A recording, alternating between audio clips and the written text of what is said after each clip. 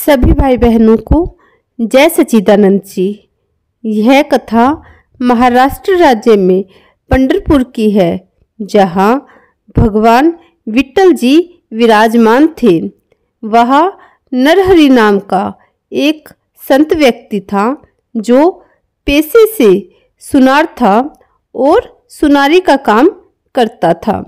वह सोने के आभूषण बनाने के अलावा सच्चे दिल से ईश्वर की भक्ति भी करता था, लेकिन वो ईश्वर को केवल शिव रूप में ही पूजा करते थे। शिव जी का निरंतर जाप करने से उनके द्वारा बनाए गए सोने के आभूषणों में एक अलग ही छटा दिखाई देती थी। पर आश्चर्य की बात यह थी कि नरहरि ने भगवान विट्ठल जी को कभी देखा तक नहीं था और ना ही वो उनको देखने को राजी थे। उनका तो रोम रोम केवल शिव भक्ति की लगन में ही डूबा हुआ था। शिव के सिवा उन्हें कुछ भी नहीं सूझता था। वो तो पूर्ण रूप से शिव में हो गए थे।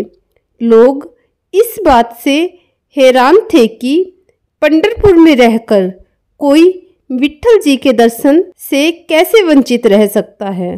एक बार एक विट्ठल भक्त साहूकार ने भगवान से मनौती मांगी कि अगर उसे संतान की प्राप्ति हो जाए तो वह उन्हें सोने की कमरबंद पहनाएंगे। विट्ठल जी के आशीर्वाद से साहूकार की मनोकामना पूर्ण हो गई। तब वह नरहरि जी के पास पहुँचे और उसने उन्हें भगवान जी के लिए सोने का कमरबंद तैयार करने को कहा। जब नरहरि जी ने कारण पूछा तो साहूकार ने बताया कि उसके कोई संतान नहीं थी। उसने मनौती की थी कि यदि उसे संतान हुई तो वह विट्ठल देवता जी को सोने का कमरबंद बनाकर पहनाएंगे। साहूकार ने कहा, नरहरि जी, भगवान विट्ठलनाथ जी ने प्रसन्न होकर मुझे संतान दी है, इसलिए मैं उन्हें सोने का कमरबंद चढ़ाना चाहता हूँ। पंढरपुर में तुम्हारे अलावा इसे कोई नहीं गढ़ सकता, इसलिए आप भगवान की कमर का नाप ले आओ और जल्दी से कमरबंद तैयार कर दो। मगर नरहरि जी ने कहा, वे शिव जी के अलावा किसी अन्य देवालय में प्रवेश नहीं करते, इसलिए वे किसी दूसरे सुनार के पास जाए। साहूकार ने कहा, आपके समान श्रेष्ठ सुनार और कोई नहीं है, इसलिए मैं विट्ठल जी का कमरबंद आपसे ही बनवाऊंगा।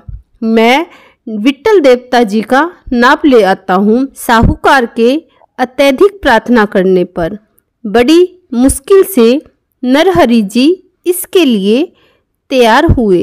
नरहरि जी स्वयं मंदिर जाकर नाप लेने को तैयार हो गए, किंतु उन्होंने शर्त रखी कि मेरी आंखों पर पट्टी बांधकर ले चलो, मैं हाथों से टटोलकर नाप ले लूँगा। साहूकार नरहरि जी को उनकी आंखों पर पट्टी बांधकर मंदिर ले गए।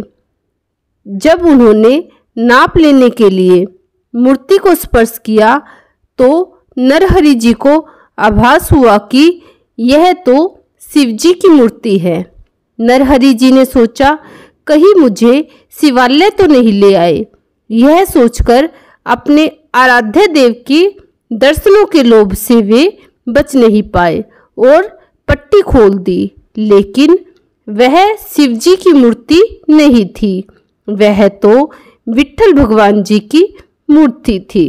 वे पुण्य आंखों पर पट्टी बांधकर नाप लेने लगे और फिर हाथों से टटोलकर नाप लेने का प्रयास किया तो पुण्य शिव जी का आभास हुआ।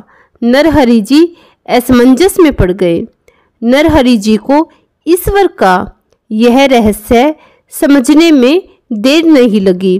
उन्हें समझ में आ गया कि दोनों एक ही है, हरि और हर अलग अलग नहीं है। हरिहर एक है। वे व्यर्थ ही उनमें भेद करते आ रहे थे। नरहरि जी ने प्रभु से माफी मांगी।